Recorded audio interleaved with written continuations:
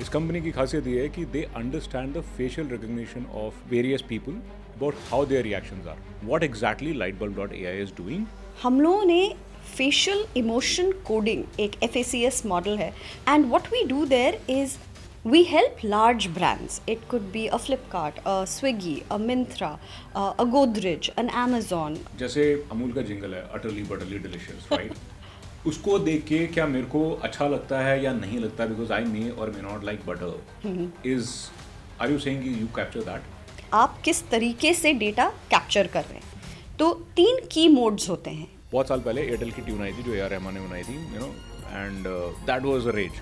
It had the maximum number of downloads. जब वो बनी होगी ट्यून, ऑब्वियसली उसका कोई बीटा टेस्टिंग तो मार्केट में हुआ नहीं था. हाउ डू यू नो कि इतने छोटे sample size is a reflection of the larger audience? You will be surprised in fact कि एक स्टैटिस्टिकल सैंपल सिर्फ 30 का होता है. 30 पीपल कैन टेल यू कि करोड़ों लोगों को क्या पसंद आने वाला है. 30 लोग. तो आपका expression is never an accurate 100% descriptor कि आपका माइंडसेट क्या है. अभी हमारे सिस्टम ने 23 मिलियन प्लस फेसेस स्कैन किए हुए हैं ग्लोबली. 23 मिलियन, ये कितने टाइम में हुआ? ये हुआ है. इंडियन कंज्यूमर्स इन जनरल कौन सा इमोशन सबसे डिफिकल्ट होता है उनको एक्सप्रेस करना? How many these people are genuinely giving a compliment and not an AI generated compliment? Does it help in understanding human psychology? Can AI help in mending relationships by understanding each other better? There is a $94 billion industry based on 10% of data. How good are politicians? क्योंकि आपने तो weight management इतना किया, 1 kilo मिठाई खा के 5 kilo वजन क्यों बढ़ता? इसका सोल्यूशन, इसका आंसर एक्चुअली है.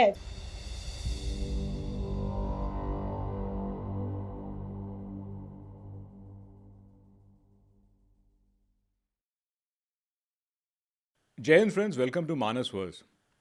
आर्टिफिशियल इंटेलिजेंस एक ऐसा टॉपिक है जिसके बारे में अगर आप यूट्यूब पे ढूंढने जाओ तो बहुत कुछ मिलेगा. एंड बज़वर्ड है, काफ़ी लोगों को इसको लेके डर भी है, काफ़ी लोगों को लगता है पता नहीं क्या होगा, दुनिया कैसे बदलने वाली है, ह्यूमन काइंड इवॉल्व हो पाएगी कि नहीं हो पाएगी, एंड सो ऑन. कंपनीज इसका फ़ायदा कैसे उठाती हैं, मार्केटर्स इसका फ़ायदा कैसे उठाते हैं, सही तरीके से या फिर शायद गलत तरीके से भी. आप रॉलेक्स की घड़ी लेने जाते हो, वो बोलते हैं क्या आपके पास एग्जिस्टिंग आप यूज़र हैं? नहीं है, कोई बात नहीं सर, इतने साल की वेटिंग है. ऐसा नहीं है कि उनके पास घड़ी नहीं है.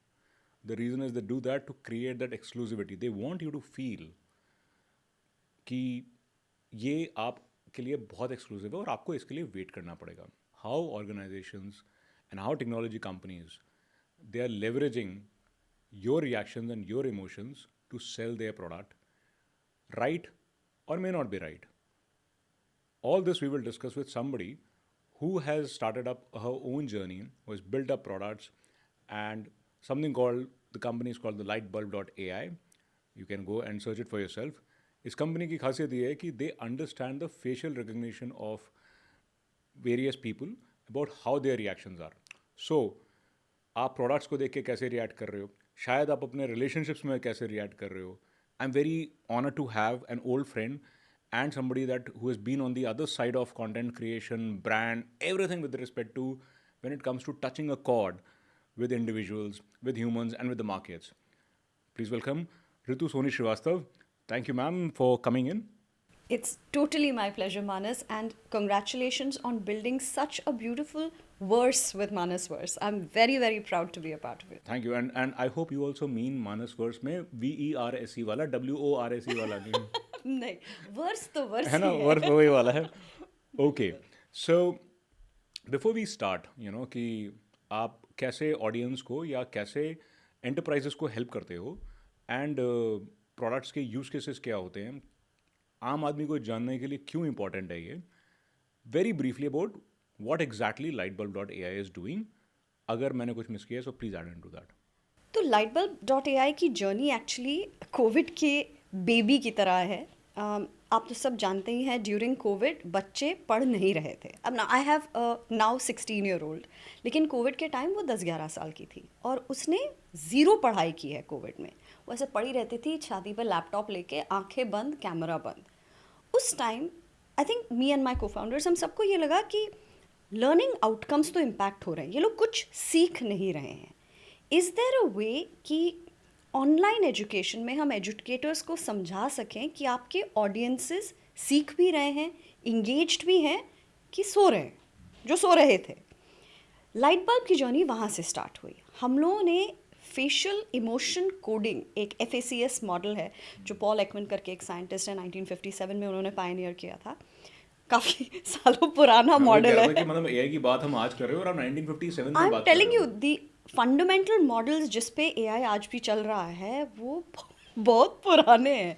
सो उस मॉडल पे, which is the globally accepted model, हम लोगों ने एक इमोशन रिकग्निशन प्लेटफॉर्म बनाया और हम लोगों ने खूब सारी एडटेक कंपनीज़ को दिया कि आप यूज़ कीजिए, समझिए कि आपके स्टूडेंट सीख भी रहे हैं कि पढ़े हुए हैं।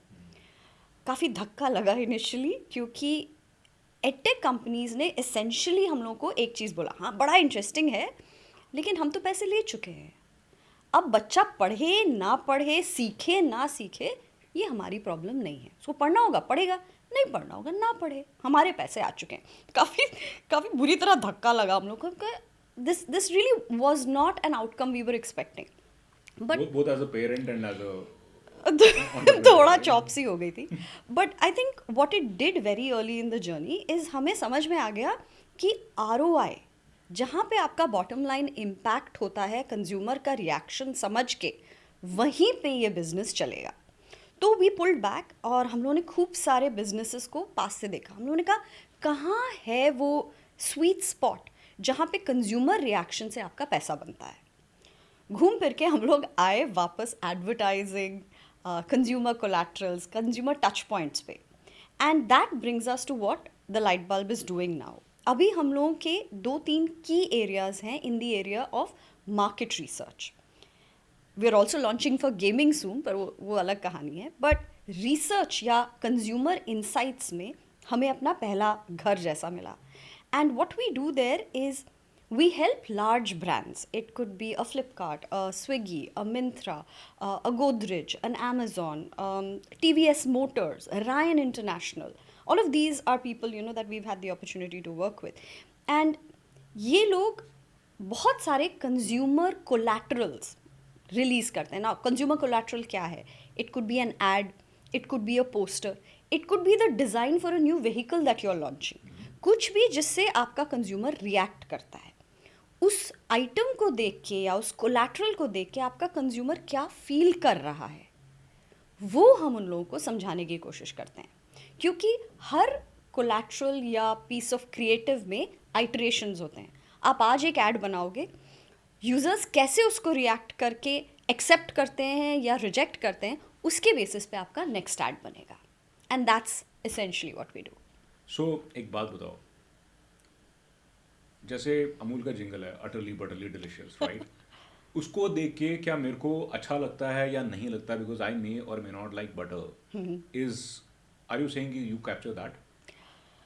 That's a very interesting question you asked, क्योंकि there is something called multi modal emotion AI।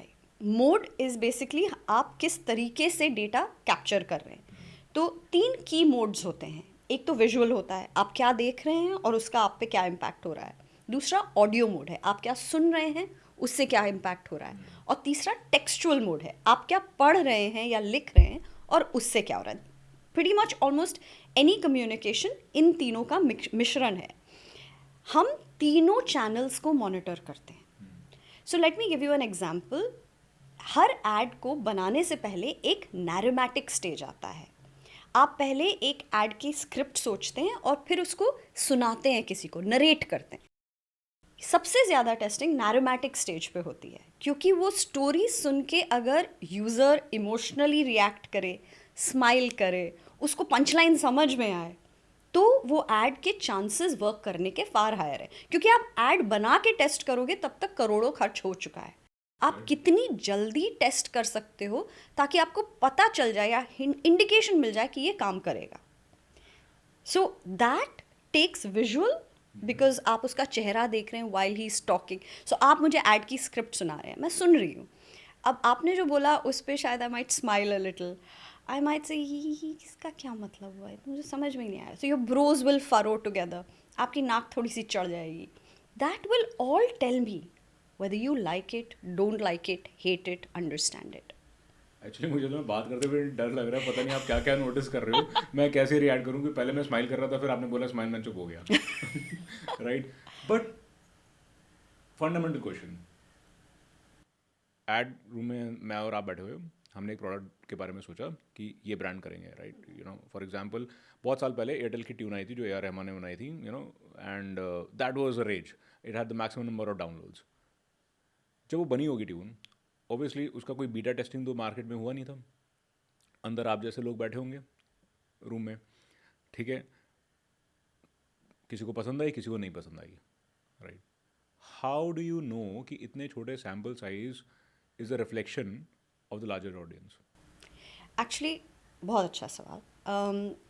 जो मास मार्केट ब्रांड्स होते हैं, एयरटेल, टीवीएस, बड़े बड़े ब्रांड्स, उनकी ऑडियंसेस बहुत डाइवर्स होती हैं, राइट। आप शायद एयरटेल का 90-95% बिजनेस प्रीपेड मार्केट है, आप शायद वो कस्टमर नहीं है जो प्रीपेड कनेक्शन खरीदते हैं, राइट। तो आप उनके स्पेसिफिक प्रीपेड एडवर्टाइजिंग पे कैसे रिएक्ट करते हैं, उनको उससे कोई मतलब नहीं है। अगर आपका टारगेट सेगमेंट आपके एड से रेजोनेट करता है, that is an indication for you to go forward. So what is important in testing कि आप जिस कंज्यूमर सेगमेंट से टेस्ट कर रहे हैं उसका रिप्रेजेंटेटिव सैम्पल है कि नहीं। और honestly you have to also be cognizant कि लॉजिस्टिक्स और पैसा भी लगता है हर काइंड ऑफ टेस्टिंग में। आप बड़े बड़े सैम्पल के साथ टेस्ट तो कर नहीं सकते। वो कितना स्टेटिस्टिकली सिग्निफिकेंट सैम्पल है कि आप उतने छोटे सैम्पल पे टेस्ट करके उसका रिजल्ट लार्जर सैम्पल पे एक्स्ट्रापोलेट हो पाए। ये रिसर्च की बेसिक मेथोडोलॉजीज हैं जो आई थिंक ऑलमोस्ट 100 ईयर्स से प्रूवन है। You will be surprised in fact कि एक स्टेटिस्टिकल सैम्पल सिर्फ 30 का होता है। 30 पीपल कैन टेल यू कि करोड़ों लोगों को क्या पसंद आने वाला है। 30 लोग? 30 लोग, स्टेटिस्टिकली सिग्निफिकेंट सैम्पल 30। आप कह रहे हो, I am just repeating this because it's hard to No, it's genuinely it's a tenor to 1 market crore research. 1:30 का रेशियो होता है कि जब मार्केटिंग में आप लोग और ब्रांड लॉन्च करते हो तो आप कहते हो कि 30 लोगों से हमें पता चल जाएगा कि करोड़ लोग क्या चाहते हैं। क्या प्रोबेबिलिटी होती है इसकी राइट होने की? I honestly don't know what the exact probability is, but this has been arrived at by years of research कि आपका अगर 30 का सैम्पल है तो it can be significantly extrapolated. But let's be honest, people fake emotions, और आपके 30 के size में, एंड ना मतलब let's be brutally honest, corporate rooms के अंदर तो फेकिंग ऑफ इमोशंस तो भर भर के चला हुआ है। आप वहाँ पे हेड हैं, आपने बोला वाह कितनी अच्छी ट्यून है, ओ यस मैम, बस यही ट्यून का इंतजार था मुझे। पर वो तो हमारे टेस्टर्स हैं नहीं ना, कॉर्पोरेट रूम्स में तो टेस्टिंग होती नहीं है। ओके, आप जाते हैं टेस्ट करने, and I am not saying testing बहुत ही रिलायबल है, because market research as an industry उसके बहुत फ्लॉज हैं। प्रोफेशनल रिस्पोंडेंट्स नाम का एक फ्लॉ होता है कि एक बंदा, उसको समझ में आ गया है कि कंज्यूमर टेस्टिंग में पार्टिसिपेट करके पैसे बन जाते हैं, तो वो बार बार टेस्ट करने आता है, और because he is so expose to advertising उसके रिएक्शंस जेन्युइन नहीं होते। There are multiple issues in research like any industry, but when you are listening to something, watching something, आपके प्यूपल्स कैसे डायलेट होते हैं, आपका फेस कैसे सॉफ्टन होता है, आपके फेशियल मसल्स कैसे रिलैक्स करते हैं, आपका हल्का सा लिप्स स्माइल करने लगती है, आपका हल्की सी नाक चढ़ जाती है। These are not conscious reactions, stated responses. तो टिपिकली अभी तक रिसर्च कैसे होता था, मैं आपको ऐड दिखा रही हूँ, आपने ऐड देख लिया, फिर मैं बोलती हूँ अब बताइए ऐड अच्छा था? हाँ अच्छा था। आप ये खरीदेंगे? हाँ खरीदेंगे। कितना पैसा देंगे? 10 से 20 रुपये देंगे, 20 से 40 रुपया देंगे, 50 रुपया देंगे? तो हाँ 20 से 40 देंगे। ये आपके कॉन्शियस रिएक्शंस हैं, और ये कॉन्शियस रिएक्शंस ये भी बेसिस पे है कि आपको कहाँ बुलाया गया है, आपको कितना पैसा दिया गया है, आपको पता है कि नहीं ये कौन से ब्रांड की टेस्टिंग हो रही है। All of that governs your conscious reactions. But उससे पहले आप ऐड देख रहे हैं, उस ऐड को देखते हुए अगर आपको लगा क्या बकवास बनाया तो आपका ऐसे होगा, वो आप मॉनिटर नहीं कर रहे हैं, क्योंकि काफ़ी हद तक उनको भी नहीं रियलाइज़ होता कि हम ये मॉनिटर कर रहे हैं। अप्रूवल्स लिए जाते हैं, परमिशन ली जाती है कि हम ये रिकॉर्ड कर रहे हैं, ये ट्रेनिंग के लिए यूज़ होगा, ये क्रिएटिव डेवलपमेंट के लिए यूज़ हो रहा है, लेकिन क्या आप ऐसे करेंगे और हमें उससे समझ में आ जाएगा, ये बहुत लोगों को खुद नहीं समझ में आता। उसमें एथिक्स और प्राइवेसी के भी क्वेश्चंस आते हैं which we have to address as part of the process. लेकिन ह्यूमन रिएक्शंस को over a long period of time consistently fake करना बड़ा मुश्किल है. आप खुद अपने पेरेंट्स से बात करते टाइम आप मम्मी नहीं बोलती क्या गंदा सा मुंह बना के बैठे हो. आप खुद नहीं कंट्रोल कर पाते कि आपका एक्सप्रेशन किसी बात को सुन के कैसा बन जाता है. And people who know you will immediately guess. जैसे आप किसी पार्टी में बैठे हैं, आपकी स्पाउस आपको कमरे से ऐसे करेगी, क्या मुंह बनाया है. क्यों? उसको वहां से पता चल रहा है कि आपका दिमाग खराब हो रहा है. क्यों?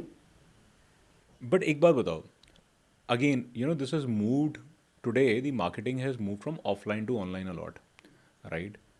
Is it helping your business or is it helping this overall study? क्योंकि how are you capturing, again आपने facial recognition की बात की, थोड़ा इसको प्रोसेस को समझाओ कि मैं आपके पास आया कि ना मेरे को अपनी ब्रांड एक्सेप्टेबिलिटी को मेजर करना है, correct? This is what you do, if I understand right, to an certain extent. कि मैम मैंने ना अपनी नई से शर्ट का ब्रांड किया है, लोगों को इसको देख के क्या रिएक्शन होते हैं and how do people perceive my brand, whether they are happy in this experience or not. It could be a product, it could be a entertainment, it could be a show, it could be a content, whatever. ये example ले लेते हैं, ये podcast का, right? मैं और आप बात कर रहे हैं, व्यूअर्स को देख के अच्छा लग रहा है. अब जैसे हमारे साथ हमारे 2 साथी और बैठे हुए हैं, लीस्ट इंटरेस्टेड है, राइट? कि ठीक है कुछ बात कर रहे हैं, पता नहीं है, करेक्ट. हो सकता है उनमें से कोई इंटरेस्टेड हो कि नहीं यार ये बात समझनी चाहिए. But if today I have to know what my viewers are going to judge this as, whether they're finding it genuine, engaging or not. Now this is a part of facial recognition. How do you do that? Just explain me, run me through the process. So let's assume आपने कहा ऋतु मैंने आज तक 50 podcast किए हैं, ये रहे 50 podcast के वीडियो. अब आप मुझे बताइए कि 1 मेरा टारगेट सेगमेंट क्या है, उनको ये इंटरेस्टिंग लग रहा है कि नहीं, और ये सब्सक्राइब करेंगे कि नहीं. ये आपके 3 सवाल हैं. तो वी विल आस्क यू, आप हमें बताइए आपका टारगेट सेगमेंट क्या है. You will say 25 to 45 year old male female corporate working, income of so much and so much. Will say okay. Now हम जाके इस एज कैटेगरी के 50 लोगों को पकड़ के लाएंगे, उनको एक डिवाइस के सामने बैठाएंगे, बोलेंगे ये पॉडकास्ट देखो. आप परमिशंस ले लेंगे कि हम आपका रिएक्शन रिकॉर्ड कर रहे हैं. So you do it real time, मतलब लोगों को बिठा के आप उनके reaction You can do it real time also. You can send them a link and do the whole thing online, which Okay. comes back to your former question कि online से आपका business बढ़ रहा है कि नहीं. बहुत बढ़ रहा है, and I'll tell you why. Okay. So वो डिवाइस के सामने बैठे हैं, उन्होंने लिंक पे क्लिक किया. लिंक पे क्लिक करते ही बोलता है कि हम आपके परमिशंस ये सारी दे दीजिए, हम आपका कैमरा कैप्चर कर रहे हैं, ये कर रहे हैं, वो कर रहे हैं. परमिशंस लेंगे, हम लाइटिंग चेक करेंगे, आई कैलिब्रेशन करेंगे, क्योंकि हम फेशियल कोडिंग और आई ट्रैकिंग साथ में करते हैं. फेशियल कोडिंग मीन्स आपके इमोशन समझना, आई ट्रैकिंग मतलब आप कहाँ देख रहे हैं वाइल रिएक्टिंग समझना. ये दोनों की कैलिब्रेशन हो गई और फिर आपने पॉडकास्ट देखना शुरू किया. अब आप 1 घंटा पॉडकास्ट देखें, कभी आप ऐसे बैठे हैं, कभी आप ऐसे बैठे हैं, कभी आप बोर हो गए तो ऐसे बैठे हैं, क्योंकि आपको you being paid to watch this, right? तो एक सर्टेन एक्सटेंट तक आपका ऑब्लिगेशन है, आप पूरा देखेंगे. शायद अगर आप रियल सिचुएशन में होते और आपको बोर लग रहा होता तो आप उठ के चले भी गए होते, you would have shut it of. But इस सिचुएशन में वो बैठा हुआ है क्योंकि आपने उसको पैसे दिए. वो बैठा है, देख रहा है, थोड़ी देर में वो ऐसे पड़ा है, थोड़ी देर में ऐसे पड़ा है. तो all of this we are watching. Now आपका सारा टेस्टिंग हो गया. अब हमने ये डेटा निकाला और हमने देखा कि इस सेगमेंट में आदमियों की मात्रा ज्यादा है जिनका अटेंशन लेवल हाई है, औरतें बोर होती जा रही है. एक सर्टेन सेगमेंट है जहां आप किसी चीज की बात कर रहे थे, वह पीपल लीन्ड फॉरवर्ड, उनको इंटरेस्ट आया, आंखें खुली, प्यूपल्स डायलेट हुई, चिन आगे आया, हाथ ऐसे आया. वर्सेस समबडी लाइक बैठा है, सुन रहा है, उसकी आंखें भी डल है, उसका फेस भी डल है. Now this kind of data जब आप एक्सट्रापोलेट करते हैं, एक बड़ा क्लियर पिक्चर आ जाता है कि इस सेगमेंट में ये सेगमेंट डीपली रेजोनेट कर रहा है, इस सेगमेंट को कोई फर्क नहीं पड़ता, वो देख रहे हैं but they are not really interested. अब उसमें फर्दर हम डीप डाइव करेंगे तो देर से जब भी मानस ऑन स्क्रीन आता है तो लोगों का अटेंशन लेवल बढ़ जाता है. जब गेस्ट ऑन स्क्रीन आता है तो सब लोग थोड़ा सा क्या ठीक है बोल रहा है. वर्सेस एक पर्टिकुलर टॉपिक आया तो किसी की आईब्रो उठ गई, किसी का फेस लाइट अप हो गया. तो you know that. So these unconscious reactions allow me to assess and now ये सारा असेसमेंट हो गया, अब मैं इस पे बेसलाइन सेट करती हूँ. At the end of this now I will ask them a question कि आपको अच्छा लगा, पसंद आया, या आप सब्सक्राइब करेंगे नहीं करेंगे. सो लेट्स अज्यूम 25 लोगों ने बोला हम सब्सक्राइब करेंगे. तो आपने अब ये जो बेसलाइन रिएक्शन देखा है, आप उसको कोरिलेट करेंगे स्टेटेड ये रिस्पॉन्स कितना से. सच बोल रहे हैं, कितना झूठ बोल रहे हैं. तो जिस बंदे ने ऐसे करके देखा है आपका पूरा पॉडकास्ट, वो बोलेगा हाँ हाँ मैं सब्सक्राइब कर रहा हूँ. बेसिकली वो कह रहा है वेरी नाइस, हाँ हाँ मैं अब चलता तो हो हूँ. गया. So now you are very clear that there is a disconnect stated response और अनस्टेटेड रिस्पॉन्स में. इसको हम कॉन्ट्रडिक्शन अलर्ट कहते हैं. इनफैक्ट हम market research society of India में हमारा original research paper with a company in the US called Merrill research shortlist हुआ था फॉर दिस, कि जब अनस्टेटेड रिस्पॉन्स मतलब विजुअल रिस्पॉन्स और स्टेटेड रिस्पॉन्स जो मैं बोल रहा हूँ, जब इसमें फर्क है तो बंदा या तो कुछ छुपा रहा है या झूठ बोल रहा है, और यहाँ घुसने की जरूरत है. So that's how the tech really works. So again इसमें आपने 50 लोगों का सैंपल बैठाया, तो आपके हिसाब से आपने 1.5 करोड़ की रजामंदी आपको पता चल गई, राइट? 30:1 करोड़ का अगर मैं रेशियो पकड़ के चलूँ. It's not necessarily 30:1 crore का ratio. It just says that if you have assessed 30 people for a specific objective, the data captured from them will not be significantly variable if you capture a larger sample. That's essentially what it means. अब वो larger sample 100 लोगों का है, 1 करोड़ लोगों का है, there is no statement on that. It just says 30 पे validity है sample 30 पे सो बेसिकली जैसे होता है ना वो कि आपने एक कंपनी में अगर 365 दिन निकाल दिए हैं, तो आपको उसका ना अच्छा बुरा काफी पता चल जाता है. Correct. 4 ऋतुएं अगर आपने निकाल दी, तो similarly out here we are talking about कि 30 will give you fair diverse set of emotions and It reactions, covers enough. Enough to give you some of averages, Yes. और सम ऑफ द थिंग्स वही whatever. Logic है. तो ये उसका logic होता है.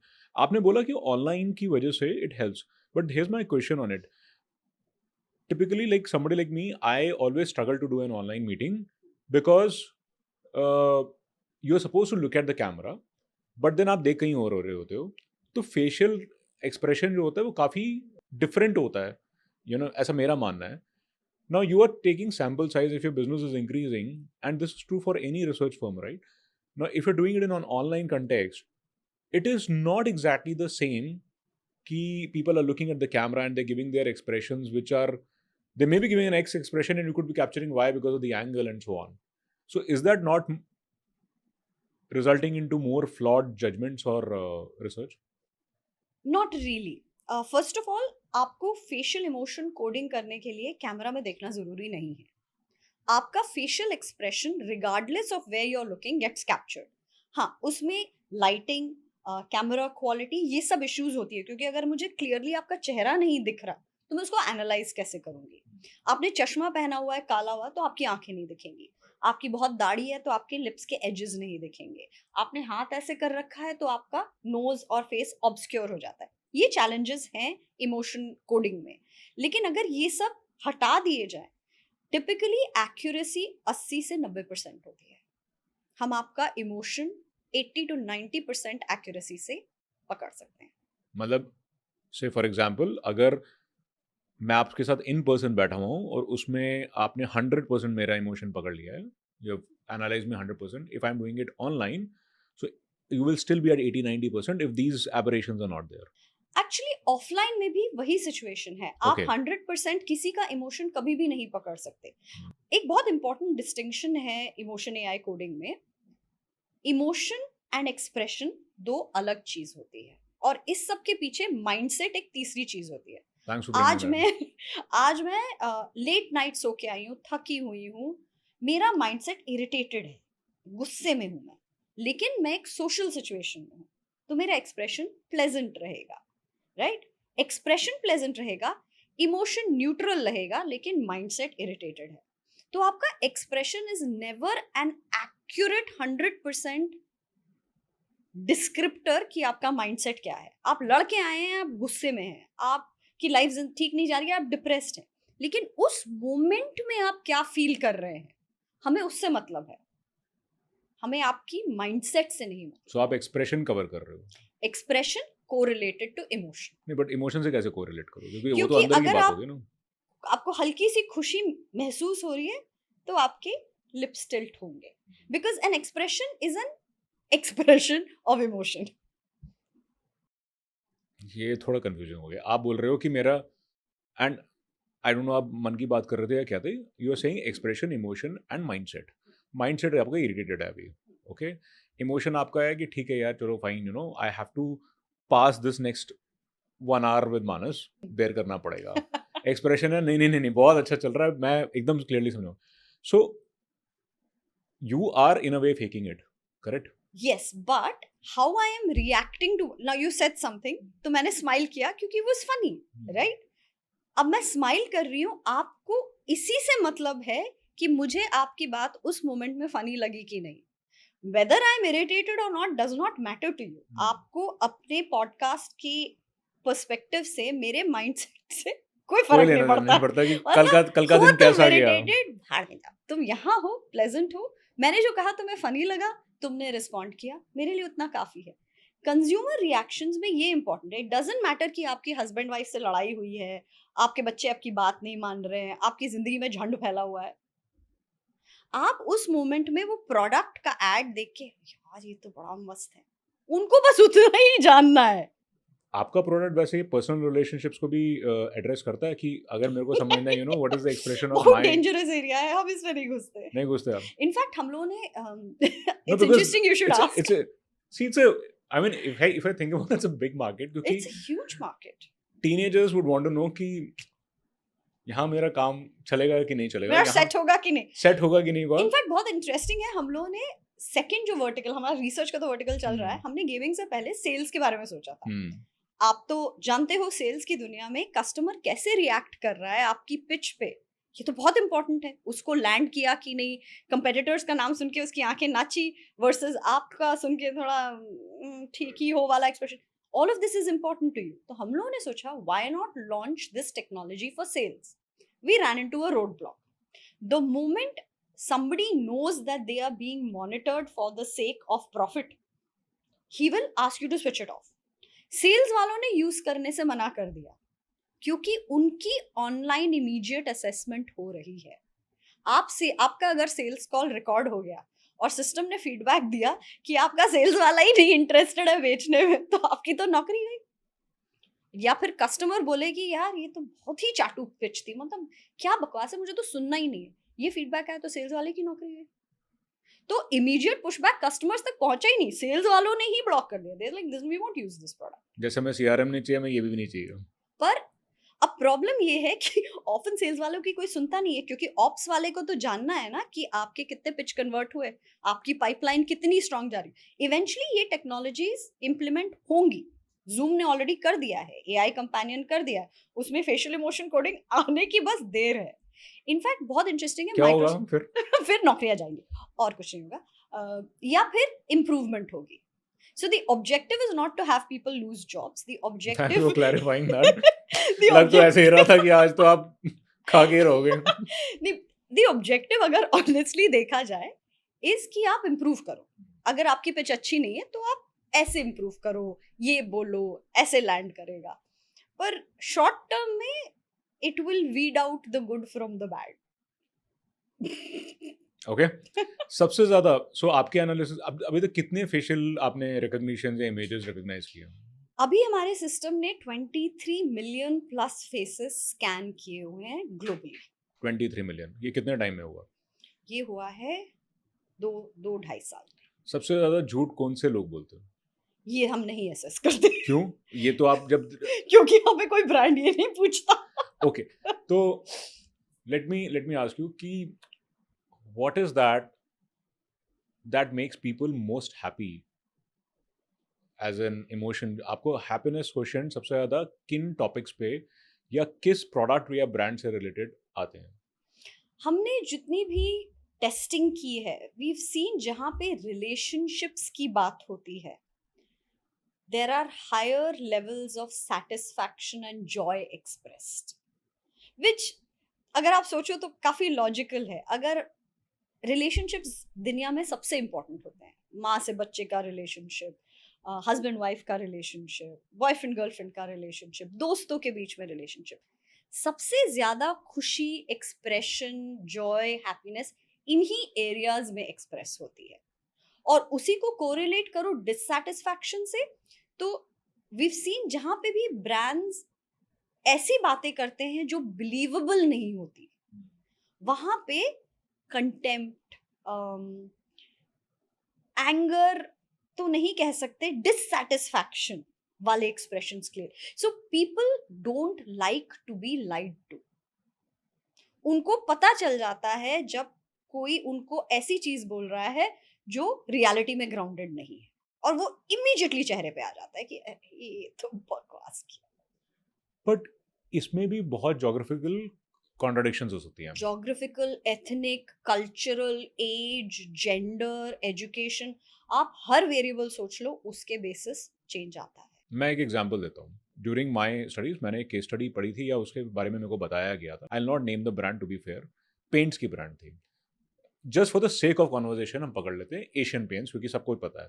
और मुझे लगता है कि दे कनेक्ट वेरी वेल कि हर घर कुछ कहता है.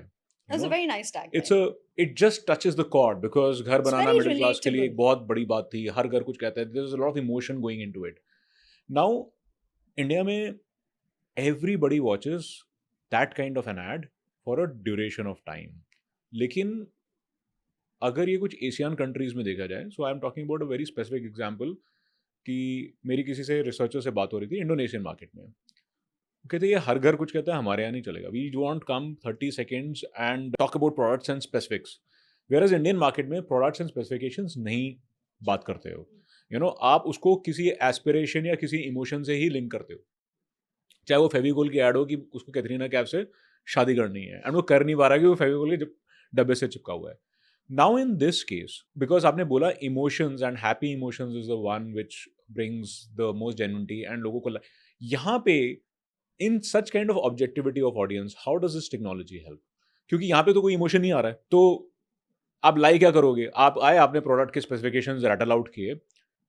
यहाँ पे how do you study that ऐसी मार्केट्स में? सो आई थिंक 2-3 चीजें याद रखना बहुत इंपॉर्टेंट है किसी भी परचेज डिसीजन में. परचेज डिसीजंस रैशनल नहीं होते. आपने रोलेक्स का एड दिया बिगिनिंग में, राइट? रोलेक्स लोग इसलिए नहीं खरीदते हैं क्योंकि वॉच की क्वालिटी सुपरलेटिव है. रोलेक्स लोग एस्पिरेशनल तरीके से खरीदते हैं कि मेरे रिस्ट पे रोलेक्स है तो इसका मतलब मेरी कुछ औकात है, मेरे पास पैसे हैं, मेरे पास रुतबा है. तो यू नेवर नहीं, अनफॉर्चुनेटली, कुछ पैसे वाले कैसियो भी पहनते हैं क्योंकि उनको स्पेसिफिकेशन में ज्यादा इंटरेस्ट होता है. बहुत ही कम सेगमेंट, और इस पे कैसियो ने अपना ब्रांड नहीं बनाया है, okay. Right? Her brand, and this comes from my brand days, her brand एक सर्टन एसोसिएशंस और वैल्यू सिस्टम को लेके चलता है कि I am for people like this. Audi is for people like this, or Rolex is for people like this, a Big Bazaar is for people like this. एक Rolex और Big Bazaar का segment same नहीं है. क्यों नहीं same है? क्योंकि हर segment की नीड्स और एस्पिरेशंस अलग है. तो आपका ब्रांड किस सेगमेंट को टारगेट करता है, उसकी किस एस्पिरेशन को हार्नेस करने की कोशिश करता है, उससे फर्क पड़ता है कि आप किस चीज पे रिएक्ट करोगे. Indian cultural context very family oriented है. We value our older people to a certain extent. We like families. We celebrate festivals. हमारा बहुत culturally focused ecosystem है. Still. आप अभी top 1% को देख के बाकी 99% को जज कर रहे हो. What we sit in today is the creamy layer. The reality of the remaining 99% is families. Their entire ecosystem moves in a family setup. So, जिस country को जिस stage में, economic stage में, growth stage में, cultural stage में होती है, कुछ factors से resonate करती है, और आपके brands similarly positioned होंगे. So, Asian Paints may work brilliantly with हर घर कुछ कहता है, but an Apple with Apple 17 we may sell on its functional benefits, क्योंकि वो इस top creamy layer को address कर रहा है जिसके लिए higher quality of low light night photography is important. मैं iPhone 17 इसलिए खरीदूंगी क्योंकि मैं रात में पार्टी करती हूँ, उसकी फोटो गंदी आती है iPhone 11 पे, तो मैं अपग्रेड करूंगी 17 पे. मुझे Oppo में इंटरेस्ट नहीं है क्योंकि it is not a status symbol.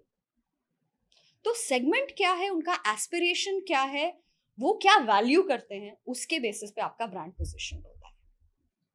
Indian consumers in general कौन सा इमोशन सबसे डिफिकल्ट होता है उनको एक्सप्रेस करना?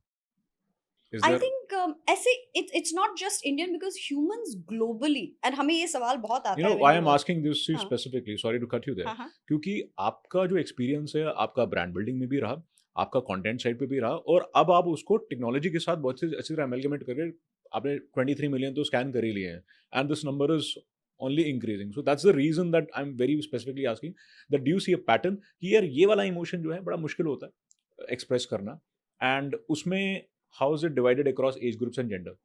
I think I won't say again it's for India because globally human beings emotion बड़ी similarly express करते हैं. I know this is a little difficult belief. हमें ये questions बहुत आते हैं especially when we work with international audiences कि Caucasian audiences which are white audiences वो differently behave करते होंगे from African American audiences versus Indian audiences. नहीं, जापान में भी स्माइल का मतलब वही होता है जो इंडिया में होता है. We still express as human beings disgust the same way. Cockroach दिखेगा तो अभी भी इंडिया में भी और यूएस में भी चेहरा वही बनेगा, because disgust is express the same way. Human beings express emotions very very similarly across this is very ages, oxide, ethnicities. ये तो बहुत ही यू नो डिबेटेबल हो गया. It's not actually. आप थोड़ा भी पढ़ोगे तो you will realize that emotion same but different. हम at the and I think that's the beauty of working in this industry is that you realize कि हमें लगता है हम एक दूसरे से बहुत अलग हैं. हम at the core of it बहुत similar हैं. Same motivations, same way of reacting, same way of expressing. हम लोग इतने similar हैं कि वो इतना minute differential आता है, वो skin color में आता है, color perception में आता है, but not in emotions. You're very, very similar. You say something mean to a person, it will hurt him in India also, it will hurt him in the US also. Ma'am ये तो बहुत macro level पे हो गए, तो ये वही बात है कि अगर मैं आपकी तारीफ कर रहा हूँ तो most likely in all likelihood आपको पसंद आएगी, right? You know, so that's a very Not necessarily. Here is where cultural context comes in. आप इंडिया में मेरी तारीफ कर दोगे मुझे बहुत अच्छा लगेगा. वेस्टर्न कंट्रीज में आप तारीफ करोगे तो वो ऐसे आपको सस्पिशन से देखेगा because his understanding is you want something from him. आप कौन हो और क्यों तारीफ कर रहे हो इसका भी कॉन्टेक्स्ट मैटर करता है. आप सेल्स कॉल में जाके लेट्स अज्यूम आप सेल्स मीटिंग में गए, आपने कस्टमर की भर भर के तारीफ की, आपको लगता है कि आपका कस्टमर आपको बिलीव करेगा? पक्का नहीं नहीं. करेगा. वही आप घर जाओगे, मेरे ख्याल से अगली बारी मीटिंग में नहीं मिलेगी. करेक्ट. आप घर जाओ, आपकी बीवी ने आपके लिए डिनर बनाया है, आपने भर भर के तारीफ की, will she look at you with suspicion? She will look at you with joy. Context matters and that's what we forget to understand. Context matters. But you just now, you know, and I don't want to make it a point of debate, but then I'll still, you know, like to understand. अभी आपने अपनी बात को मेरे हिसाब से contradict किया, क्योंकि context and lot of variables play. Now you are working in an industry and you working on a product जो अगेन बिकॉज कॉन्टेक्स्ट जो है वो इमोशंस है और माइंडसेट होगा, उससे बिल्कुल उसको पता ही नहीं है एंड उसको सिर्फ एक्सप्रेशन से टारगेट करना है. How relevant then a technology like yours which is working on so many variable factors actually brings results for the enterprises? Let me take the same example of a sales meeting.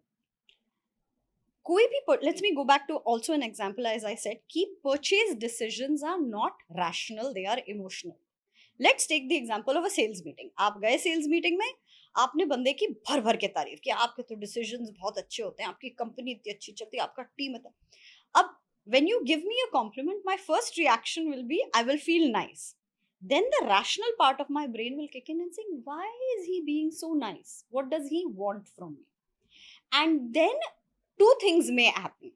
One, I may believe in my own advertising so much, I'll say, हाँ सही तो बोल रहा है, मेरी तो team बहुत अच्छी है, मैं तो बहुत अच्छा काम करता हूँ. And then I may be pleased, and in that pleasure I may take our business relationship forward. Or I may have a genuine assessment of how good I am and say, ये तो फेंक रहा है, इसका मतलब he is not trustworthy, इसका मतलब इसके साथ काम नहीं कर रहा है. Emotion, rational thought, reaction, all of it changes by context. Now, does the emotion not happen? No, the emotion happens. Does the rational mind sometimes contradict the emotion? Yes, it does. Is the purchase decision a combination of these two? Yes, it is. But is it only rational? No, because you would have gotten that business if it was only rational. But now you have told him you are not trustworthy because you generated an emotion of disgust. Now, this rational layer, your product may be good, but now he doesn't want to deal with you because he doesn't trust you anymore. Do you bridge that gap? Do you bring metric to it? And let me just add an extension to it. You see, what's the latest trend? People have made LinkedIn or Facebook, right? Everybody is putting, मतलब आज मैं यहाँ छुट्टी के लिए गया या आज मैं इस गली में चला गया, यहाँ से मैंने ये लीडरशिप Life सीखी, lesson. life lesson, all that. You know, most of the time, personally, I'm very bad at it.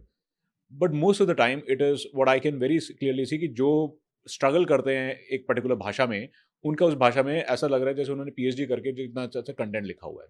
Another trend, say I have a customer, CEO of a company, right? उन्होंने कोई post डाला तो वहां पे तो सबको माथा टेकना ही टेकना है, राइट? नाउ इंस्टेंट ग्रेटिफिकेशन हो सकता है वो सीईओ कितने भी समझदार हो, उनको लगे कि देखो मेरे को इतने लाइक्स आ गए, मेरे को इतने कमेंट्स आ गए, I am a rock star on LinkedIn. But if he has to, if an enterprise or a CXO or anybody who's in a decision making capacity, because you do conversational text also, right? If they have to quantify कि how many these people are genuinely giving a compliment and not an AI generated compliment, and Then you have to watch their face while they're writing the post. क्योंकि आप जो assess कर रहे हो वो stated response है. but आप तो टेक्स्ट भी कर रहे हो ना, But आपने बोला कि it's हम मल्टी in मॉडल की बात कर रहे हैं. conjunction with unstated responses. हम्म. आजकल, like I said, research till now has always been stated responses. आपने पोस्ट डाली लिंक्डइन पे, उस पर 50 कमेंट आए, all glowing comments. ये stated response है. उस पोस्ट को लिखते टाइम आपके चेहरे पे क्या जा रहा था, उस पोस्ट को पढ़ते टाइम या वीडियो को देखते टाइम आपका फेशियल रिएक्शन क्या था, ये अनस्टेटेड रिस्पॉन्स है. ये तो आज कोई नहीं कैप्चर कर रहा. But when you capture it, you will know whether the unstated response and the stated response are in alignment. Are you solving a problem of understanding emotion AI? Are you doing that? We are solving a Is that a bigger problem mission? of truly understanding human beings. Because it's a paradox. On one side, you're using technology to understand human beings, right?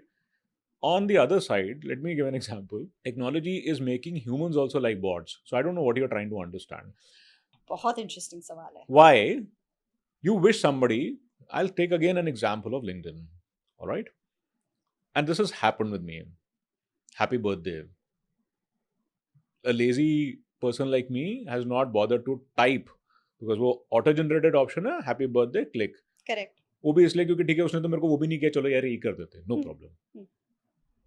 आगे से जवाब आया thank you, वो भी auto generated है. वो भी auto, उसने भी एक क्लिक किया. मेरे से ऐसा नहीं हुआ, लेकिन मेरे बर्थडे पे ऐसा हुआ है कि आगे से जवाब ये भी आया welcome. So that is the level that humans have turned into bots. Relationships have gone for a toss because of the technology.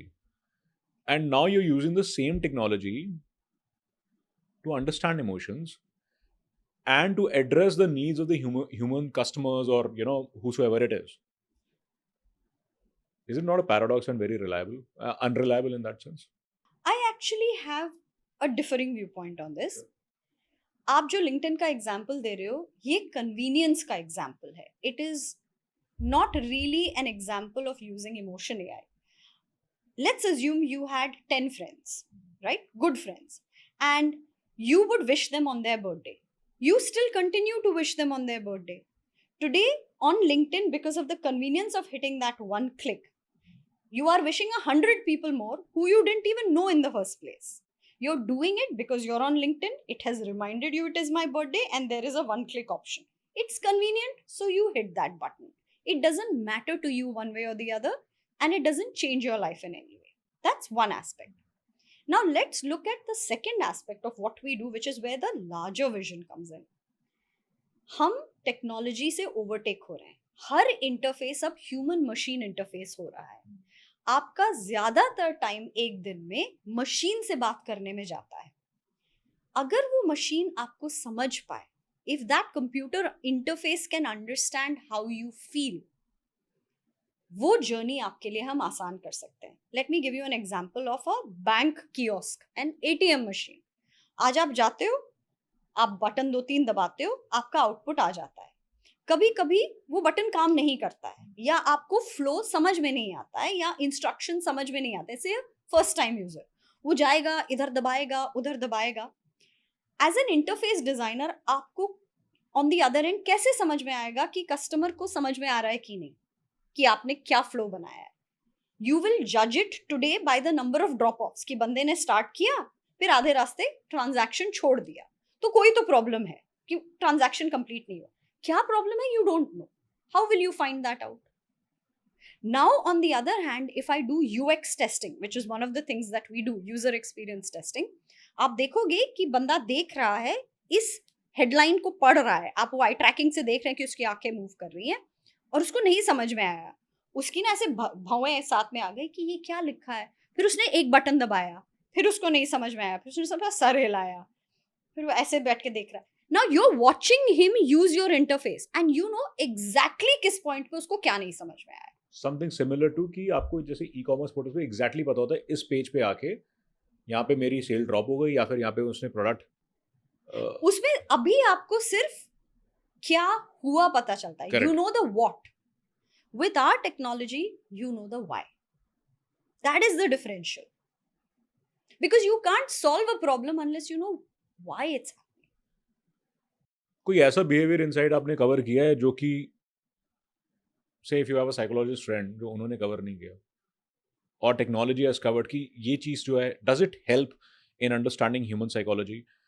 Because आपने तो बड़ी जल्दी पल्ला झाड़ दिया कि नहीं हम बच्चों और वो रिलेशंस पे वो नहीं जाते, we don't cover that, maybe you don't cover that as an organisation, but can this, I am coming back to it again, can this help, can AI help in mending relationships by understanding each other better?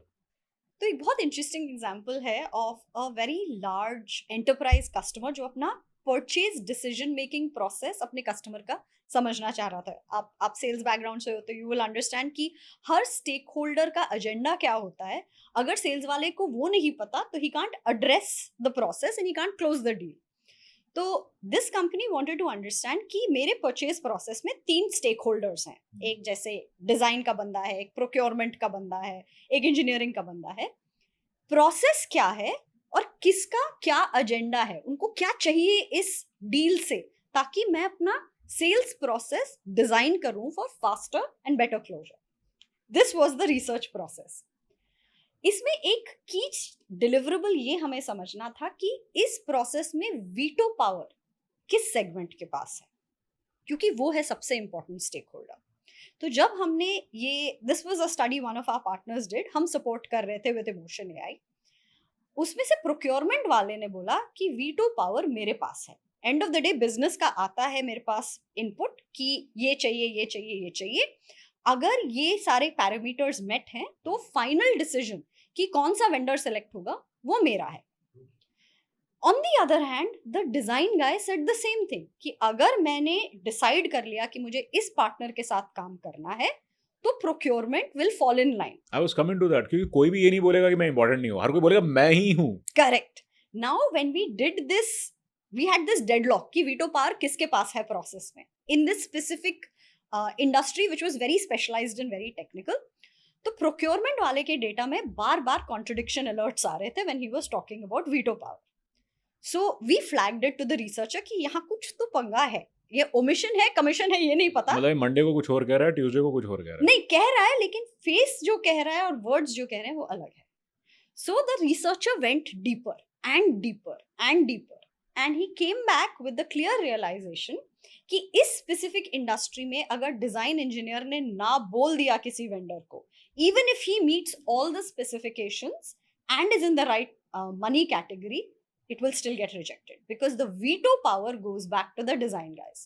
So if you have to crack this purchase process, the design guy has to allocate you as the preferred vendor. फिर procurement कुछ नहीं कर सकता and there is a differential कि 15 से 20% का variance है from the lowest cost, तब भी the design engineers recommendation will go through.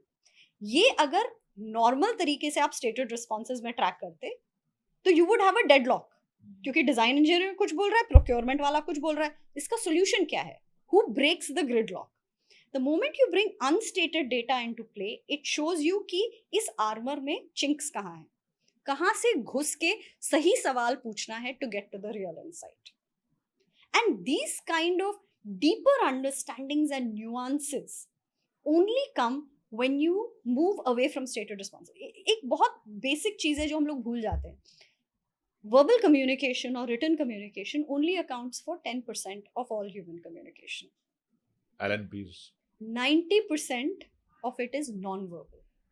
आप आज के रिसर्च प्रोसेस में वो 90% कैसे कैप्चर कर रहे हैं? आपका पूरा डिसीजन मेकिंग सेट वो 10% पे रखा है। Would you trust a process that only assesses 10% of the input? Why would you do that?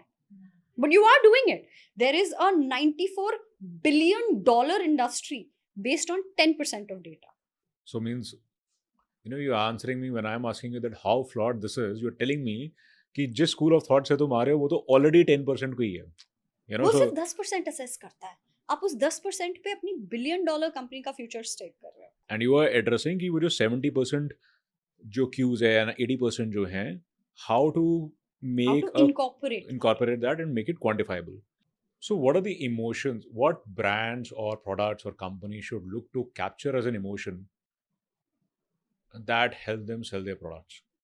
What customers किस emotion के साथ सबसे ज़्यादा resonate करते हैं? This is, I'm going to buy this because of this. High involvement is typically an indicator कि ये खरीदेगा।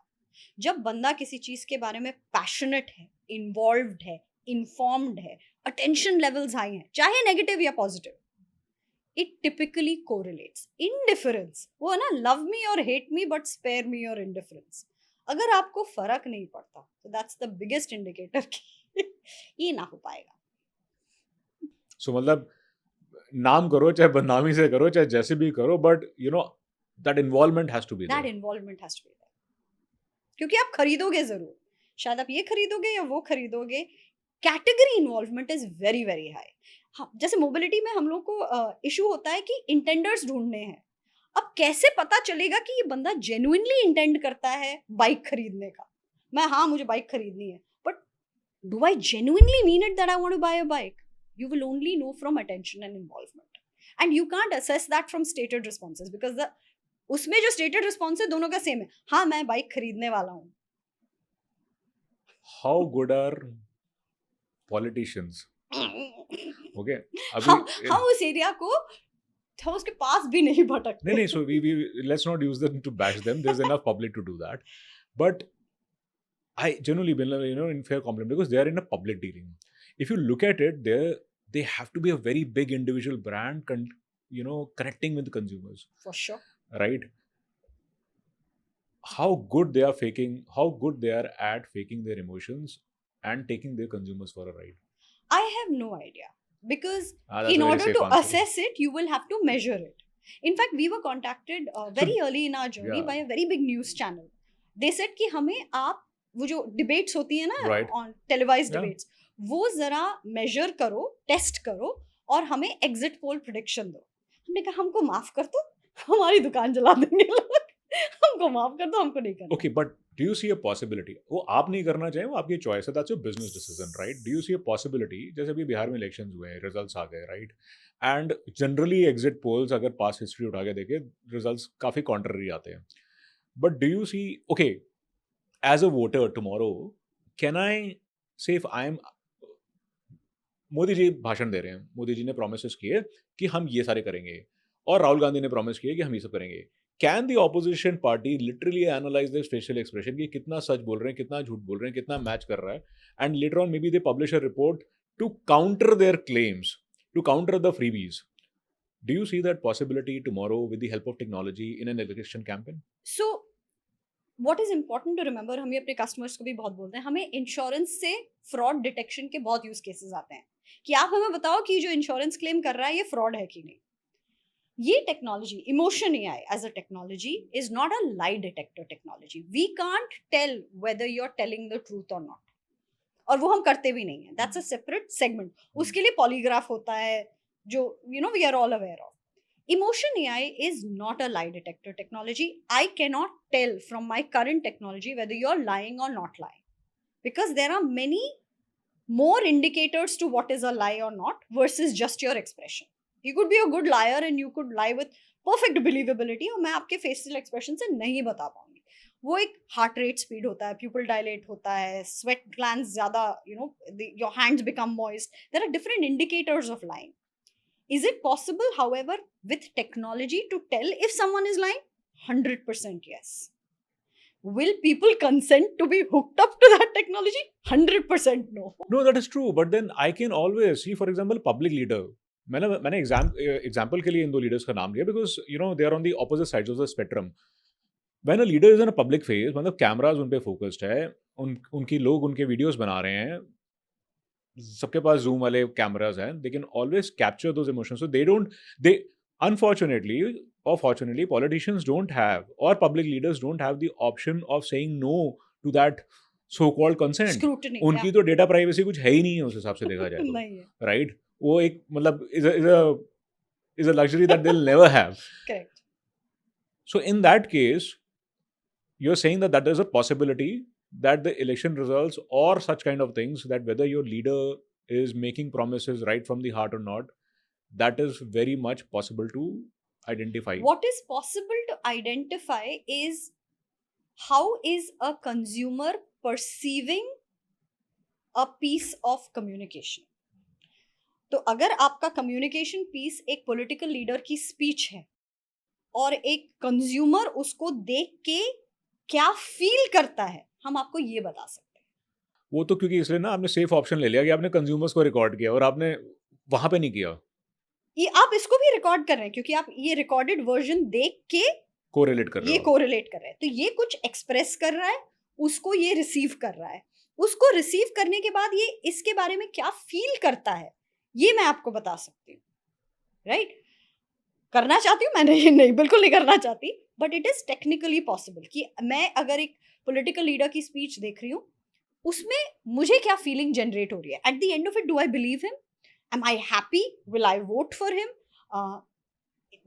Is the thing that he's speaking about really relevant to me? ये सब मैं आपको बता सकती हूँ. But क्या वो झूठ बोल रहा है? क्या वो sincere है? ये तो वही जानता है. ये सेफ वाला ऑप्शन आपने लास्ट में खेल नहीं लिया, तो but ठीक क्या? है, I'll give it to you. Okay, I'll not dwell on further. Have you come across a moment where, because of emotion AI, a brand has completely changed its decision or a strategy? कि वो कुछ और सोच रहे थे लेकिन they had to totally kind of change because of the data that you fed them with. Unfortunately, not yet, because होता क्या है कि research process एक certain hypothesis को test करता है कि मैंने ये ad सोचा है या मैंने ये UX डिजाइन किया है, अब तुम्हें बताओ कि ये कैसे लैंड कर रहा है कंज्यूमर्स के साथ. जो आप कह रहे हो has it change direction completely, ये एक्सप्लोरेटरी रिसर्च होता है कि हम मार्केट में लॉन्च करना चाह रहे हैं एक नया प्रोडक्ट जो से मेंस हेल्थ सप्लीमेंट है, इस सेगमेंट को हम टारगेट करना चाह रहे हैं. Is that a good idea? That is where decisions get made कि go no go, launch no launch. But at a later stage ये प्रोपोजिशन ज्यादा वैल्यूबल है या ये proposition, it's an evaluative decision. So इसमें one gets green lighted, the other gets shut down. So it's not so much a life or death situation, it's a which road should I take situation. So typically is technology, I mean in your case, if you can just give a metric or an indicative metric for any CXO or a CMO or whosoever are the users, what is the ROI? Because it sounds good, but then at the end of the day CFO has to be convinced. Absolutely. I think any research, the ROI is very difficult to measure simply because the end result is a factor of so many things. Now let me give you an example. Myntra का हमने एक study की, right? And I can talk about it because it's in the public domain. We were shortlisted at MRSI, which is the Market Research Society of India. We won a gold at ESOMAR, which is the world's largest market research forum. Recently that was, right? हाँ. for Myntra, and Congratulations. thank you. Myntra came back with the results of that, saying these interventions led to a 3x growth in editorial usage and 8x growth in over last year's revenue. But was it only the result of that study? नहीं, हमने आपको बताया कि ये flaws हैं आपके UX में, वो आपने इंटरनली स्टेक होल्डर्स को कैस्केड किए, वो चेंजेस होके वापस मार्केट में रोल आउट हुआ, उसकी वजह से ऑर्डर्स आए, उन ऑर्डर्स को आपने एक्सिक्यूट किया, फिर आपका रेवेन्यू बना. So I would love to take credit, लेकिन we are a cog in a very large machine. जब हमारा काम सही होता है तो बाकी काम सही होता है. That's very pleasant to hear, because otherwise, no, I always see the brand people and marketers, and let me admit that my spouse is also into the same segment, with a lot of pinch of salt. Kyunki when things go wrong, they talk like economists. Well, it depends. It depends. Well, it depends. I mean, I really like the fact कि आप जिसके लिए आपको award मिला, you are acknowledging the fact that you are one of the cogs in the wheel and you are हम not. बहुत छोटा कॉग थे. अगर मिंत्रा डिसीजन नहीं लेता अपना यूएक्स टेस्ट करने के लिए और फिर हमारे पास नहीं आता और फिर वो रिकमेंडेशंस लेके अपनी प्रोडक्ट टीम से लॉबी नहीं करता, तो कुछ होता नहीं होता ना. You've been in brands, and now you are doing quantification of, I mean, you are more technologically driven cog now in the wheel, from the conventional world when you started, right? According to you, which is the most impactful brand that you personally feel, and why it resonated with people? I'm not a very brand led person per se. I don't really buy branded stuff. I just don't. I think the only brand which I have consistently purchased and advocated is Apple. Why? I think Apple builds a very aspirational status based use case. But for me, the reason I'm an Apple fan is that they I can see deliver. that. They deliver. I carry an iPhone, I have an Apple Watch, I have a MacBook, I have AirPods, I have every possible, I had iPod, I have every possible Apple device. Doctors And should they're not all- get happy because this is not that Apple. This is not that Apple. There's certainly no doctors coming this way. But when they advocate simplicity, they deliver. मेरे को Apple का I recently upgraded my phone from an 11 which my dad had gifted me 5 years Wow. ago to a 17 which I just bought. My data transfer happened seamlessly. Like बगल में रखा, 2 button click किया, फिर चले गए, वापस आए तो phone replicated. That is the delivery of the promise that you have made. There are very few brands who consistently deliver. AirPod कान से निकाला, फोन उठाया, कान में वापस डाला, लिंक किया फोन से, फोन नीचे रखा, लैपटॉप पे गए, यहाँ link. You don't have to think about it. It just works. So consistency is the biggest. Consistency of customer experience is the biggest driver for the brand. Which is the biggest flop of a brand in your opinion, and why? I mean, आपको लगा था कि यार, this is totally contrary to. I mean, I've said very openly about Jaguar. I mean, that's my personal feeling, right? I think I'm not really any particular brand that springs to mind. But that you felt कि कि यार ये बहुत अच्छा था, लेकिन ये disaster हो गया इसका एक्सपीरियंस में. एक्सपीरियंस कह लो, या फिर this it did not deserve such a bad beating. ये तो सोचना पड़ेगा, because I actually don't buy too many brands. Then in the middle it happened. So I was a huge Levi's fan in my youth because Levi's used to build for curvy fits. Indian women are not straight bodied. We have curves everywhere and we have curves that we wish we did not have. So in my I better not react to it. But in my late 20s, they used to deliver really good curvy fits. And I was a huge Levi's fan. And Levi's used to be expensive in those days. उन दिनों में 4,000 की jeans होती थी जो हम लोग पैसे जुटा के खरीदते थे, क्योंकि that one pair of jeans would fit you and make you look like $1,000,000. बीच में they just lost the plot for India. They started delivering all Western cuts, designs. They removed the bootleg variety, which really flatters Indian women's figures. They just it was a train wreck. I moved away from the brand.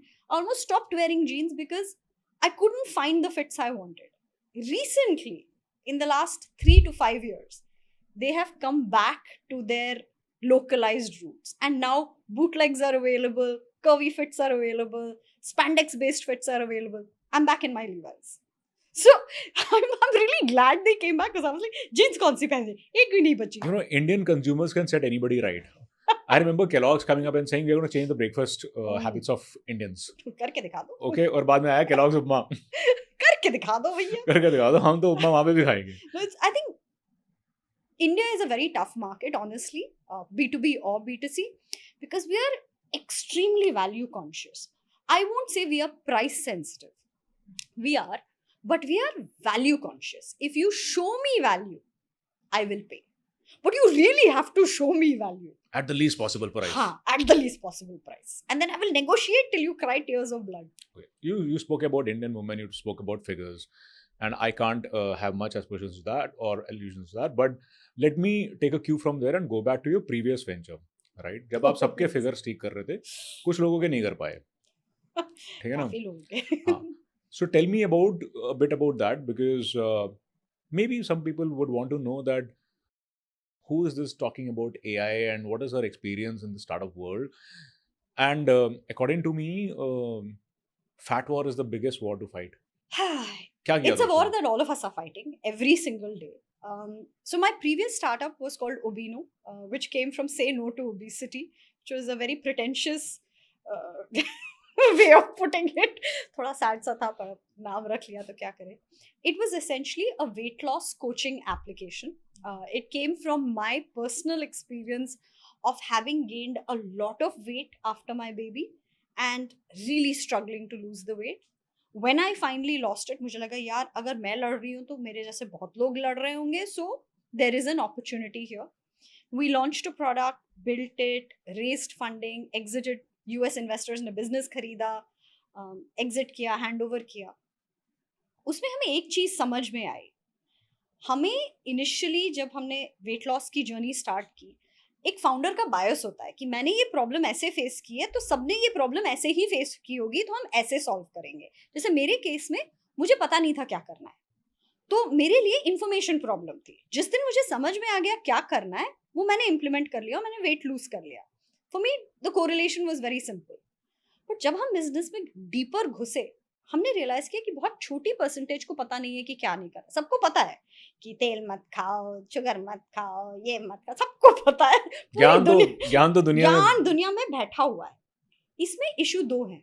Personalise कैसे करना है. मुझे sugar नहीं खाना है पर मुझे मीठा बहुत पसंद है. अब मैं क्या खा सकती हूँ कि मीठा भी मिल जाए और कैलोरीज भी ना ऐड हो. पर्सनलाइज, वो पहली प्रॉब्लम. And second, motivation. 2 दिन तो कर लिया, तीसरे दिन बाहर गए, पेल के खा लिया. तो how do I stay on track. फिर हमें रियलाइज हुआ जब हम रियली इसमें घुसे कि ये इंफॉर्मेशन इशू नहीं है, ये बिहेवियर चेंज है. बिहेवियर चेंज दुनिया का सबसे बड़ा प्रॉब्लम है, क्योंकि ह्यूमन बीइंग्स का बिहेवियर चेंज करना बहुत मुश्किल है. जैसे हर बीवी आपको बताएगी हस्बैंड्स चेंज नहीं होते. वो ब्रीफली अपना बिहेवियर चेंज कर देते हैं, जब तक शादी नहीं हो जाती फिर वापस चले जाते हैं. So human beings are like that. Someone's going to love this. Tell my husband, I'm like, but human beings will change behavior for short periods of time. Long period behavior change is very very difficult to achieve. So इसलिए आपने सोचा कि behaviour तो change होने से रहा, मैं human behaviour सब समझने लग जाती हूँ. And you started light bulb. समझ तो ले कि हो क्या रहा मतलब है. यहाँ पे तो सिर्फ डेटा को कैप्चर करना है, बताना है ये हो रहा है, अब तुम चेंज तुम जानो. चेंज का कोई हम नहीं. वर्टिकल इंटीग्रेशन से रिट्रीट कर गए. We will capture the data, we will tell you what the problem is, but you have to solve the problem. अच्छा, let me ask you a question. कोई ऐसी सिस्टम या एफिशिएंसी मशीन आपने देखी है कि जिसमें output is more than equal to input? ऐसी कोई परपेचुअल मशीन? तो फिर मुझे एक बात बताओ, क्योंकि आपने तो वेट मैनेजमेंट इतना किया, 1 किलो मिठाई खा के 5 किलो वजन क्यों बढ़ता है? इसका सोल्यूशन, इसका आंसर एक्चुअली है. सो बताओ. This this guy that I work with is a fitness trainer, जो बताएगा कि आपने 1 किलो मिठाई तो खाई है, लेकिन वो 1 किलो मिठाई को प्रोसेस करने में जो पानी लगता है वो आपके मसल्स में रह जाता है. अल्टीमेटली जब क्या कहते हैं वजन उसका इतना है तो ये वाला वजन बराबर क्यों नहीं बैठता? ये सवाल का जवाब मेरे पास होता तो मैं प्रीवियस कंपनी में ही होती, मैं अभी लाइट बल्ब नहीं चला रही होती. But I think weight gain is I am now pre menopausal, right? I am in my late 40s. I am seeing कि मेरा जो पहला स्टार्टअप था वो कितना रेलेवेंट था. अब मुझे और समझ में आ रहा है, because on a daily basis I am seeing लोग कैसे स्ट्रगल कर रहे हैं अपनी हेल्थ के साथ, अपने वेट के साथ, अपने लाइफस्टाइल हैबिट्स के साथ. मुझे लग रहा है अरे टिक जाना चाहिए था. बट ठीक है, I think you saw the other side की बिहेवियर तो बदलेगा नहीं, तो मैं उनकी अकाउंटेबिलिटी क्यों? Let me move to the light. Bulb, ये बल्ब मेरा जल गया तो मेरा ये बल्ब जल ये गया. लाइट आ गई, अब यहीं पे चलते हैं. I want to ask one personal question if with your permission. As a woman, is it tough working in the corporate sector in a startup world? Are you judged? Is there a bias, prejudice? क्योंकि ना, this is something I'll not be able to understand इस अवतार, इस जन्म में तो. And because I know you for some years, and I've not seen a streak of fake feminism in you, I'm taking the liberty of asking this question. देखिए बायस तो है. The stats speak for themselves. It's not something I need to claim. अगर आप startup world लें, it's a published statistic कि 2 to 3% of VC funding, venture capitalist funding, goes to women-owned businesses. But statistically, women-owned businesses deliver higher returns than male-owned businesses. अब ये bias नहीं है तो क्या है? ऐसे आप अगर आप जाएंगे तो आपको हजारों आंकड़े मिलेंगे. Women in micro lending situations have, I think, up to 98% credit rates, as in 98% of them return the money. Micro lending communities focus on women, they don't focus on men, because men are not credit worthy to that level as women are. Ma'am जलील करने के लिए थोड़ी बुलाया हम. सच बता रही हूँ मैं. अगर आंकड़ों में जाओ, the statistics backing women are very very high. But reality ये है कि आज भी पेट्रियार्कल सेटअप में women don't get the credit and the respect that they deserve. Having said that, does that change the way that I interact with the world? No. But personally, have you faced those situations in terms of very glaring? Can you share some example where you felt कि यार ये कौन सी दुनिया में अभी भी बैठा हुआ है, ऐसा सवाल या ऐसा bias and prejudice? जैसे टेक्नोलॉजी कंपनीज में I think it's very funny. ये अर्लियर डेज में होता था. I didn't have I had one male cofounder जो इंजीनियरिंग हैंडल करते थे, तो कस्टमर फेसिंग और इन्वेस्टमेंट फेसिंग मैं थी. अब हमारे स्टार्टअप में 2 मेल को फाउंडर्स हैं. One of them is my husband Vishal. So whenever there is a customer situation or an investor situation, if Vishal is present, by any chance, वो generally नहीं आता because he leads product and he's not very fond of interacting with people, तो वो generally front facing roles में नहीं होता. पर वो जब भी होता है लोग उससे बात करते हैं, पर जवाब फाइनली मैं देती हूँ. तो जो शिफ्ट होता है कॉन्वर्सेशन में कि अरे ओ we have to speak to you, there is still an inherent understanding कि अगर एक सिचुएशन में एक मेल है तो he will logically be the leader. Vishal is a leader, he is a product leader, he is a technical co founder, but I lead sales, तो sales की बात मैं करूंगी. बट वो ऑटोमेटिक अजम्पशन कि औरत है तो ये पीछे वाले रोल में बिलोंग करती है, ये बहुत कॉमन है. But I think what also happens, and I must give credit where it is due, जब लोग मुझसे बात करते हैं then they are very clear and respectful when they understand that this is the person who's playing a sales lead role. And I've never had repeat bias behavior. So I think the world is changing. इन आंकड़ों को relevant equal footing पे आने में मुझे लगता है 20-30 साल और लगेंगे, क्योंकि populations बहुत बड़ी है, जनरेशन चेंज. हाँ. लेकिन what is very reassuring is that things are changing. And end of the day, even if things change, let's be very honest, Manas, क्या कर सकते हैं? तुम किसी का कान पकड़ के तो नहीं बोल सकते ना कि साले रिस्पेक्ट कर मेरी. अगर उसमें अंदर से inherently if he has respect for women, it will come through. And I'm not blaming men. Women are the biggest perpetuators of patriarchy. Seeing other women in positions of authority and power is not well received by a lot of women, क्योंकि हमें condition किया गया है कि हमारा role home maker का role है. So when you see a woman in a position of authority, it doesn't often go down well with women. So I will not blame men. It's a generational conditioning thing. But end of the day, it doesn't matter. हम जो काम करने आए हैं, gun master गो हम आए हैं तो कुछ लेके लेके जाएंगे. जाएंगे. Well, some thoughtfulness for men. I'm so glad.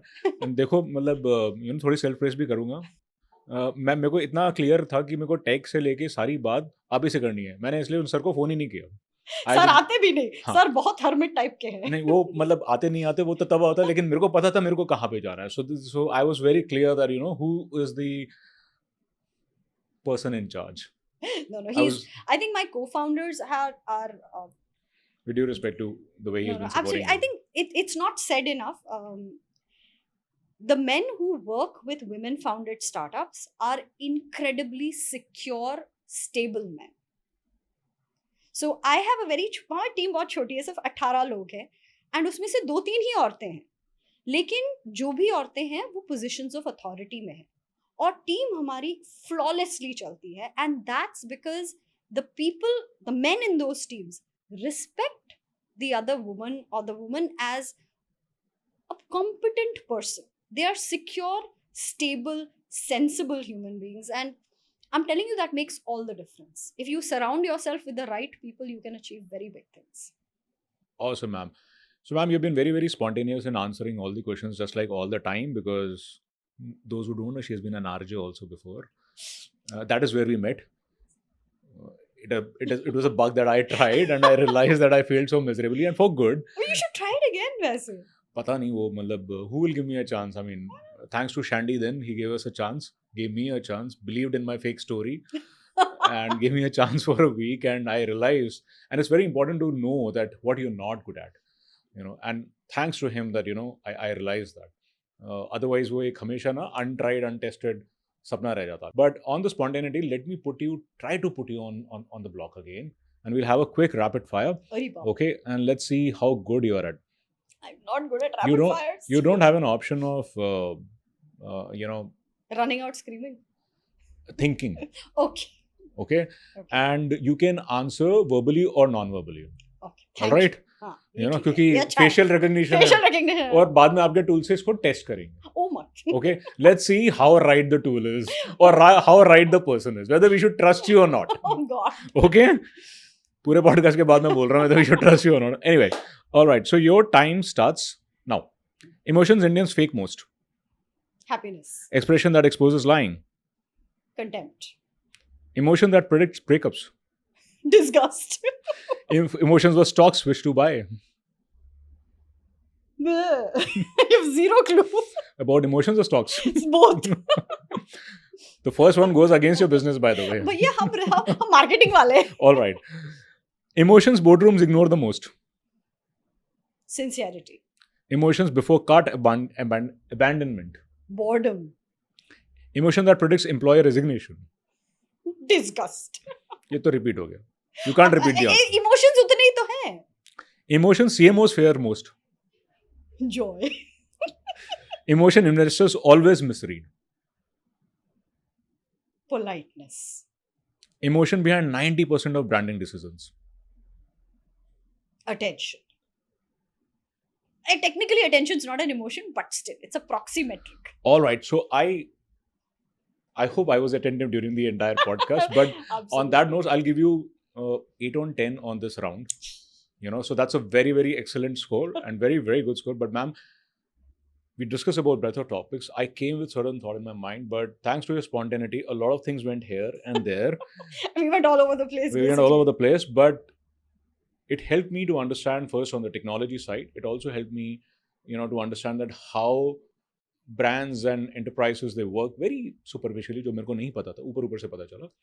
And also about that whether modern women still face, what we read, and men like me try to understand and relate, but are biologically incompetent. So thanks a lot for all the time and on a Sunday, compromising the family time and coming over here. No, And do let me or the viewers know any of the feedback or anything that you want to tell them about your experience with respect to your journey in one word or anything else. Feel free. Um, thank you, of course, Manas, for calling me. It was actually a great way to spend a Sunday morning. Otherwise I would have been passed out on the couch at home doom scrolling. So this was a very, very pleasant change. I think it's wonderful that you're interviewing such a diverse set of people on your podcast, and that there's so much variety in the thoughts that you're bringing to your audience. I'm sure most of them have subscribed because you're bringing such a length and breadth of thought processes to them. I think you should keep doing that. It's also very, very reassuring that you're focusing on women in tech. It's a segment that definitely needs encouragement. And the fact that you've always been such a respectable, gentle, kind human being, it just made it a pleasure to be here. Thank Thank you you so so much for much. those nice words. And viewers, do let us know your feedback. Let me know what kind of content you would want to watch. And till then, please subscribe and like Manas Words. Thank you. Thank you.